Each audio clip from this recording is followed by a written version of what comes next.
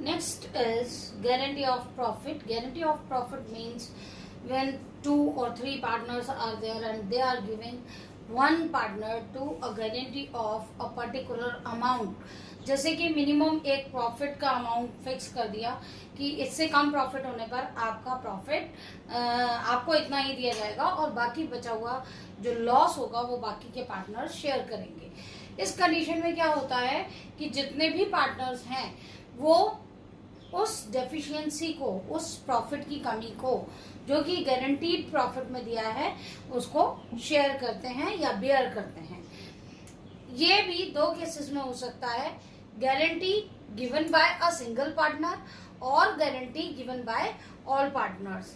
In case of all partners अगर है तो जितनी भी डेफिशिएंसी है वो रिमेनिंग पार्टनर्स में उनके प्रॉफिट शेयरिंग रेशियो में डिस्ट्रीब्यूट कर दी जाएगी।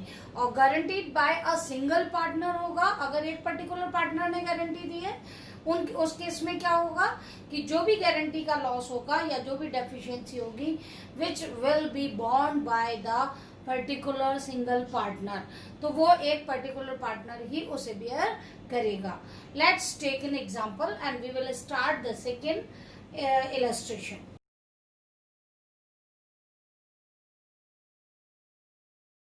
As per the question given, partners are ABC, profit sharing ratio 5:1. C's share of profit should be guaranteed for 50,000 and net profit is already given 4 lakh rupees. And if in case of deficiency, then the partners A and B will bear the losses or deficiency in equally. Okay, so now we have to start the profit and loss appropriation account. Clear? This is the profit appropriation account. Firstly, we will transfer profit and loss appropriation account by profit and loss account net profit, वो आपका आ जाएगा 4 lakh rupees. Now this profit should be divided among the partners in their profit sharing ratio. So 2 partners capital oblique current accounts, अब हमारा आ जाएगा ए, B और सी का profit sharing ratio 5/10, 5 plus 4 plus 1, it means 10 into 4 lakh, that is 2 lakh rupees. Right? B share is 4/10 into 4 lakh. It means 1,60,000. And C share is 1/10 into 4 lakh. It means 40,000. In this case, C is entitled for the profit of 40,000, but as per guaranteed profit, as per the agreement, C has to receive 50,000.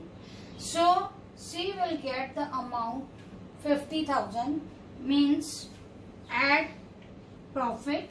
What we have to do, we will deduct proportion from the 5,000 because A and B are equally, they have to cover up this deficiency. So what we have to do, 5,000 we have to deduct from A and 5,000 deduct from B and add 10,000 in C's profit. This way they will get the proper profit amount. आपको समझ में आ रहा है 5,000, क्योंकि C के case में C को 10,000 की डेफिशिएंसी हुई है, गारंटीड प्रॉफिट होने की वजह से C एंटाइटल है 50,000 का, इसलिए हम क्या करेंगे, जितनी भी डेफिशिएंसी है as per agreement, as per your question, हम क्या करेंगे, इक्वली जो भी डेफिशिएंसी हुई है उसको आधा आधा दोनों के A और B जो दोनों पार्टनर हैं जिन्होंने गारंटी दी है उनके प्रॉफिट से कम कर दिया जाएगा। तो लेस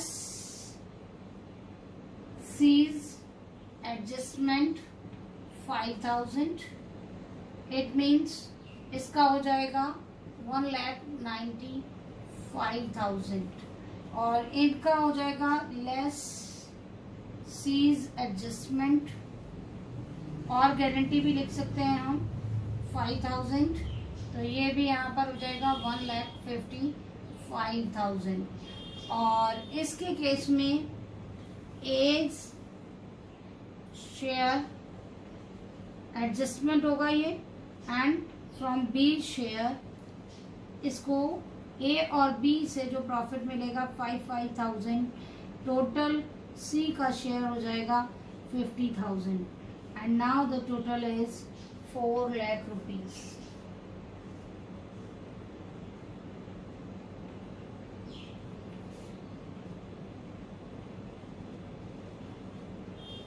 अंडरस्टैंड? इस तरीके से हमें गारंटी ऑफ प्रॉफिट करना है। यहाँ पर दोनों पार्टनर्स ने दिया था इसलिए दोनों के प्रॉफिट शेयर में से कम किया जाएगा प्रॉफिट, डेफिशिएंसी का शेयर। अगर एक पर्टिकुलर इंडिविजुअल पार्टनर देगा तो उस कंडीशन में हम केवल एक ही पार्टनर से लेस करेंगे और दूसरे पार्टनर के प्रॉफिट शेयरिंग में कोई एडजस्टमेंट नहीं होगा। Now next topic is past adjustment. Past adjustments means after closing the accounts, हम जब अकाउंट्स क्लोज कर देते हैं उसके बाद जो भी एडजस्टमेंट्स, कुछ भी ऑमिशन हो गया लाइक इंटरेस्ट ऑन कैपिटल आप लिखना भूल गए या rate of interest on capital change हो गया, बाय मिस्टेक वो गलत लिखने में आ गया या पर्टिकुलर पार्टनर को दी जाने वाली सैलरी को लिखने से भूल गए, इन सारे एडजस्टमेंट्स को या प्रॉफिट शेयरिंग रेशो गलत लिखने में आ गया या हम अब चेंज करना चाहते हैं, तो इन सारी ही कंडीशंस में हमें क्या करना पड़ेगा कि एक सिंगल एंट्री के थ्रू हम पूरे के पूरे एडजस्टमेंट कर देंगे। In place of making the changes in your final accounts, what you have to do, you have to pass a single entry, adjustment entry for rectifying all these problems. So we have to go for past adjustments. Now let's take an example. I will explain you how to adjust the remaining omissions or changes हम कैसे कर सकते हैं. Let's see with an example.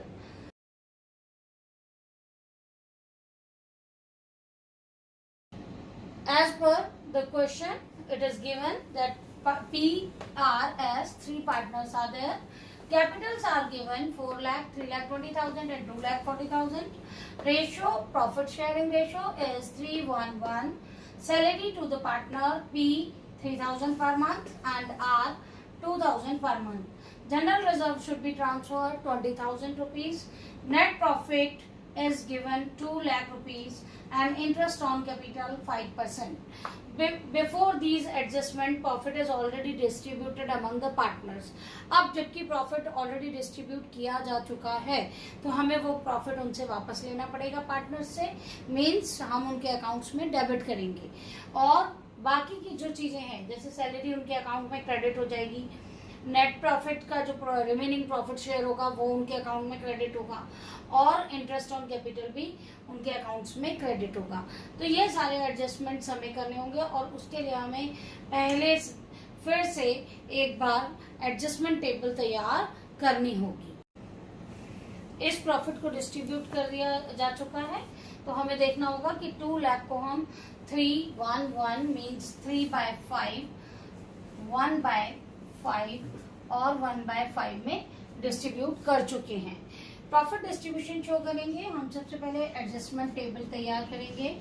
Adjustment table में हमारा हो जाएगा adjustment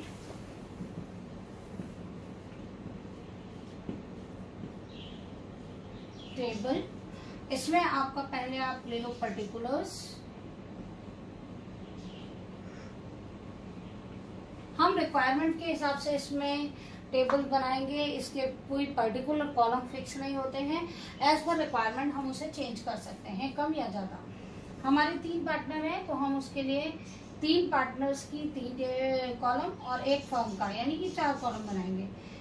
1, 2, 3 और 4 ये हो जाएगा P का और ये कॉलम होगा आर का, ये एस का और ये फर्म का। ठीक है, अब इसमें दोनों के डेबिट और क्रेडिट फर्दर डिवाइड हो जाएगा, तो हम उसको डेबिट और क्रेडिट में ले लेंगे। यहाँ पर हो गया आपका डेबिट, ये क्रेडिट, ये डेबिट, ये क्रेडिट, ये डेबिट, ये क्रेडिट और ये डेबिट, ये credit. As per given information net profit दिया हुआ है 2 लाख रुपीज, तो 2 लाख रुपीज को जो कि हम ऑलरेडी डिस्ट्रीब्यूट कर चुके हैं पार्टनर्स को, वो वापस लेंगे। जब हम पार्टनर्स से प्रॉफिट वापस लेंगे तो हम यहाँ पर लिखेंगे नेट प्रॉफिट बिफोर एडजस्टमेंट। कितना प्रॉफिट डिस्ट्रीब्यूट किया है हम उसे कैलकुलेट कर सकते हैं। 2 लाख रुपीज को 3/5 कर देंगे, इट मीन्स 1,20,000, राइट। 1,20,000 जो ऑलरेडी प्रॉफिट दिया जा चुका है उसे आप वापस लेंगे, तो यहाँ पर आपका आ जाएगा 1,20,000 इनके अकाउंट में डेबिट हो जाएगा। सेम वे में अगर हम उनके लिए करने जाएंगे तो इनका हो जाएगा 40,000 और इनका भी हो जाएगा 40,000। ओवरऑल मिलाकर 120 प्लस 80 2 लाख रुपीज फर्म में क्रेडिट हो जाएगा। इट मीन्स ये प्रॉफिट वापस हमने फर्म के अकाउंट्स में क्रेडिट कर लिया और पार्टनर्स के अकाउंट में डेबिट कर दिया है। अब इस प्रॉफिट में से जो जनरल रिजर्व में ट्रांसफर किया जाएगा हम उसको देखेंगे। यहाँ पर हम ले लेंगे जनरल रिजर्व। जनरल रिजर्व को 20,000 हम डेबिट कर देंगे, लेकिन ये किसी भी पार्टनर के अकाउंट में क्रेडिट नहीं करेंगे। रिमेनिंग हमारा 180 प्रॉफिट रह जाएगा। इस प्रॉफिट में से हम सबसे पहले सैलरी देंगे 33,000 पर मंथ दिया हुआ है, तो हम 12 से मल्टीप्लाई करेंगे। तो सैलरी के केस में पी को सैलरी मिलेगी 12 इंटू 3 36,000, तो ये इसके अकाउंट में क्रेडिट हो जाएगी। और 2 इंटू 12 इट मीन्स आर के अकाउंट में सैलरी क्रेडिट होगी 24,000। इन दोनों को नहीं दिया गया है, इसमें हम कुछ नहीं लिखेंगे। और जो सैलरी हमने पार्टनर्स को दी है ये सैलरी फर्म के लिए एक्सपेंस है, इसलिए फर्म के अकाउंट में ये डेबिट हो जाएगी। इट मीन्स 60,000 फर्म के अकाउंट में डेबिट हो जाएंगे। क्लियर। उसके बाद जो हमारा प्रॉफिट है उसका इंटरेस्ट ऑन कैपिटल है उसको देंगे। इंटरेस्ट ऑन कैपिटल पार्टनर्स के अकाउंट में क्रेडिट किया जाएगा। इनकी कैपिटल्स दी हुई है 4 लाख का 5% हम कैलकुलेट करेंगे। It means interest on capital पहला 4 लाख पर 5% 20,000, 3,20,000 पर 5% 16,000 और 2,40,000 का 12,000 इंटरेस्ट चार्ज किया जाएगा। ओवरऑल तीनों ही पार्टनर्स का जो इंटरेस्ट है उसका टोटल हो जाएगा 48,000। Now what we have to do, we have to take out the divisible profit. Divisible profit how we will calculate? 2 lakh rupees हमारा ओवरऑल प्रॉफिट था। प्रॉफिट में से हमने 20,000 जनरल रिजर्व को माइनस कर दिया। बाकी के जो एक्सपेंसेस हैं इंटरेस्ट ऑन कैपिटल और सैलरी दोनों ही फर्म के अकाउंट में डेबिट होंगे और पार्टनर्स के अकाउंट में क्रेडिट होंगे। तो हम क्या करेंगे कि 2 लाख रुपए में से जनरल रिजर्व का अमाउंट प्लस सैलरी का अमाउंट और इंटरेस्ट ऑन कैपिटल का अमाउंट माइनस कर देंगे।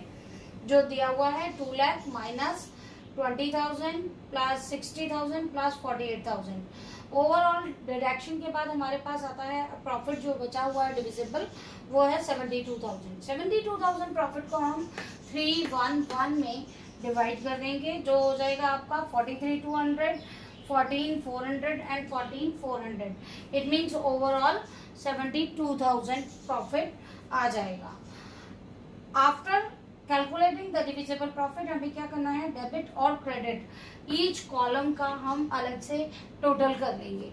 टोटल करने के बाद हमें दोनों ही डेबिट और क्रेडिट के डिफरेंस निकालने हैं।